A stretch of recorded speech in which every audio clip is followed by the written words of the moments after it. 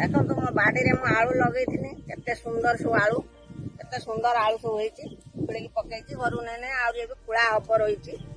ସବୁବେଳେ ସମସ୍ତେ କହିଲେ ଆଳୁ ଦର ବଢିଗଲା ଆଳୁ ମିଳୁନି ଆମେ କଣ କହିମୁ ଖାଇମୁ କେମିତି ବଞ୍ଚିମୁ 50 ହେଇଗଲା 40 ହେଇଗଲା କାହିଁକି ଏ ପ୍ରକାର କହୁଛନ୍ତି। ସମସ୍ତଙ୍କର ତ ବାଡ଼ି ଘର ଯାହା ବି ଟିକେ ଅଛି ଆଳୁ କରନ୍ତୁ।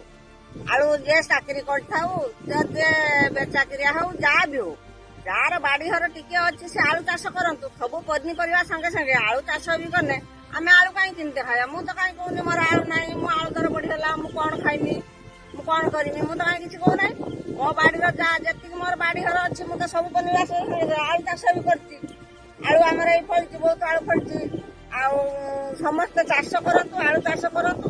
ସବୁ ନିର୍ଭର କରନ୍ତୁନି ଆଳୁ ଦର ବଢିଗଲା ଆମେ କଣ ଖାଇମୁ ନିର୍ଭର କରନ୍ତୁ। ସମସ୍ତଙ୍କୁ ମୋର ଅନୁରୋଧ ସମସ୍ତେ ଯାହା ବାଡ଼ି ଘର ଅଛି ଟିକେ ଟିକେ ସମସ୍ତେ ସବୁ ଚାଷ କରନ୍ତୁ ଆଳୁ ଚାଷ ବି କରନ୍ତୁ।